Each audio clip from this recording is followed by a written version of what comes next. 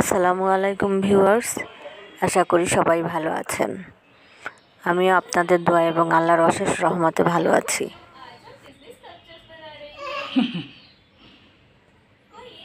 High দাও। বাবু ল্যাপটপে cartoon দেখছে আর মুড়ি খাচ্ছে ওর সিলভারের হাঁড়ি পাতিলের একটা ছোট হাঁড়িতে। এটা দেখে আমার এত হাসি পেয়েছে। এই গাছটা হলো কাঠগোলাপ গাছ। এটা রোদ্রের প্রয়োজন, তাই জানলার পাশে রাখা হয়েছে। এই জানলাটা থেকে যথেষ্ট পরিমাণ রৌদ্র আসে।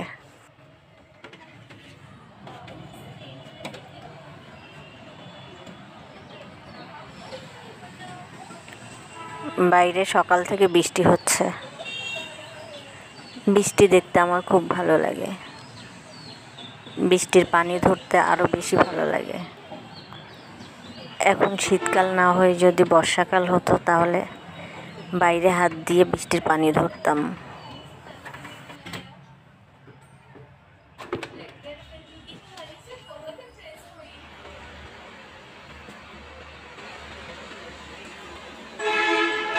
এখন ব্যালকনিতে এসে বাইরের ভিউ দেখছি।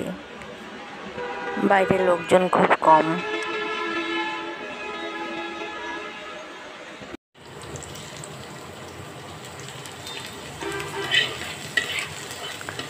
এখন আমি দুপুরের রান্নার জন্য কিচেনে চলে এসেছি। আজকে ট্যাংরা মাছ ভুনা করব আর পেঁয়াজের কাই ভাজি করব। ট্যাংরা মাছ ভুনার জন্য এখানে পেঁয়াজ কুচি বাদামি কালার করে ভেজে নেব। অলরেডি আমি লবণ দিয়ে দিয়েছি পেঁয়াজের ভিতরে।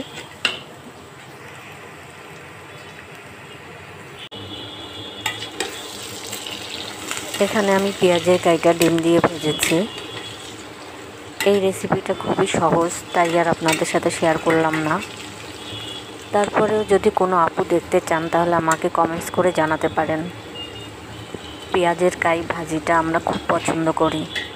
সারা বছর যদি প্রতি বেলায় আমরা এটা খাই তাহলে আমাদের অরুচি হবে না।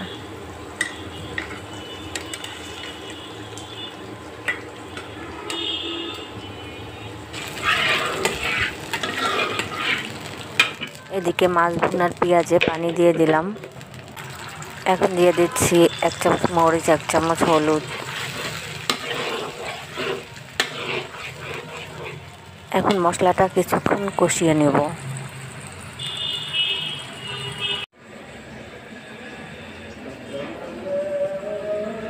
এখানে মাছ কেটে ভালোভাবে ধুয়ে নিয়েছি।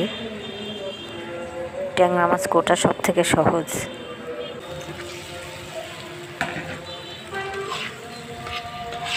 মশলার ভিতরে আমি মাছ দিয়ে দিয়েছি।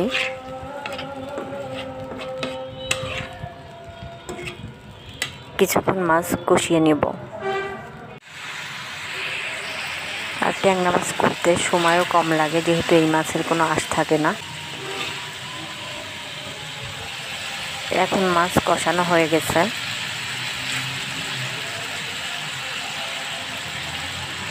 এর ভিতরে এখন দিয়ে দেবো পানি।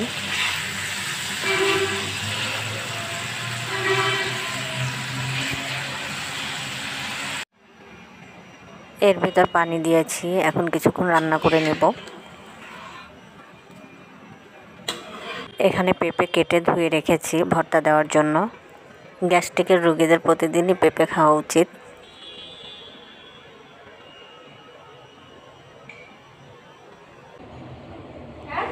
রান্নার ফাঁকে আমি আবার ব্যালকনিতে আসলাম ব্যালকনির অবস্থা দেখার জন্য এবং আমার পাখিগুলোর অবস্থা দেখার জন্য। এসে দেখি ব্যালকনির অবস্থা নাজেহাল এবং পাখিগুলো ঠান্ডায় চুপ করে বসে আছে।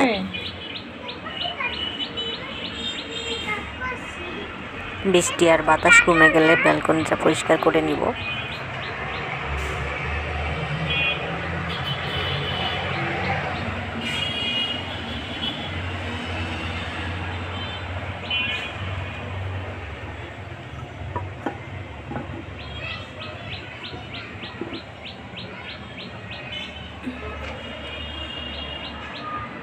ব্যালকনি থেকে আমি রুমের ভিতরে এসে দেখি যে বাবু একা একা মেকআপ করছে। জামা চেঞ্জ করে। দেখি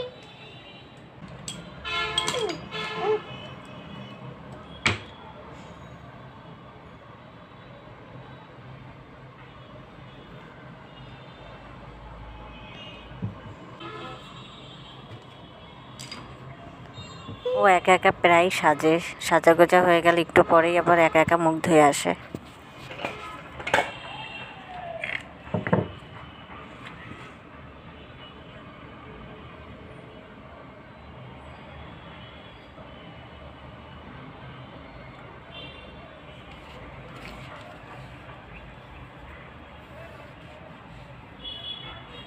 এখানে সে তার ব্যান্ডগুলো রেখেছে।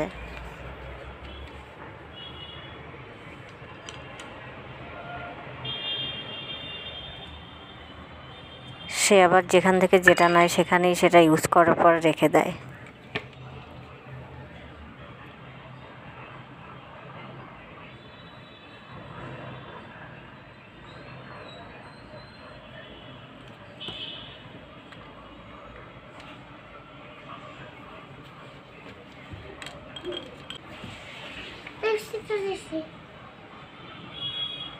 ওটা না, লালটা দাও।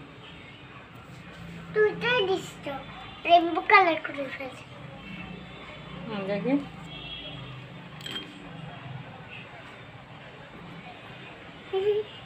দেখি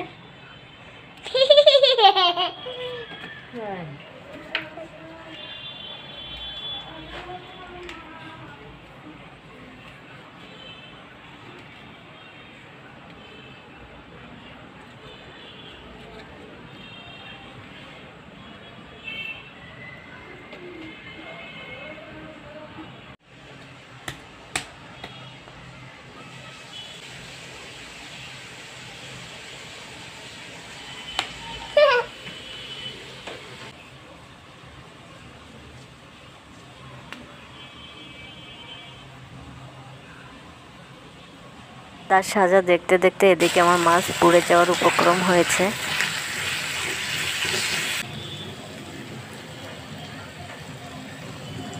এখন মাছ হয়ে গেছে, উঠিয়ে নিব।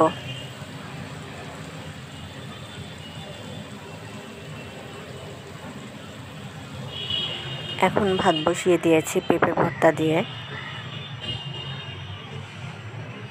তারপর আবার বাবুর কাছে চলে এসেছি। তার সাজা শেষ। এখন আমি গোসল করে নামাজ পড়ে নিব এবং তাকে গোসল করিয়ে দিব।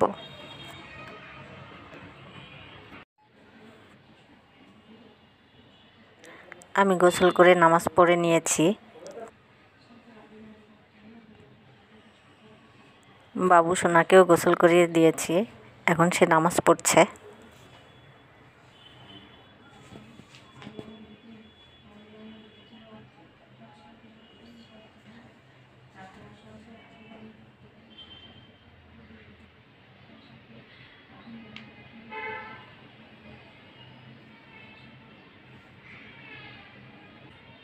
সে নামাজ পড়তে থাকুক, আমি তার জন্য খাবার নিয়ে আসি। খাবার নিয়ে এসে দেখি সে জানলার কাছে দাঁড়িয়ে আছে। আমার খালামণির আসার কথা, তার অপেক্ষায় সে দাঁড়িয়ে আছে রাস্তার দিকে তাকিয়ে। লুটু খালামণি বাইরে যাওয়ার আমার খালামণিকে সেও খালামণি ডাকে। কি বললো দেখি, ওইটা লুটু খালামণি আসছে, দেখো ওই যে খালামণিকে সে খুব পছন্দ করে, কারণ সে আসলে তার সাথে একটু খেলাধুলা করতে পারে। আসছে লুটু খালামণি তোমার মতো জামা পরে।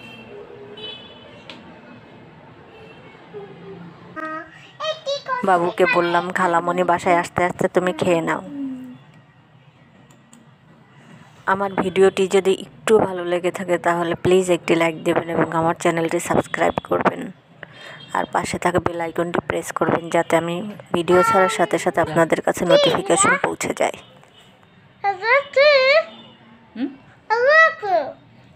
তো অনিয়ন স্প্রিং।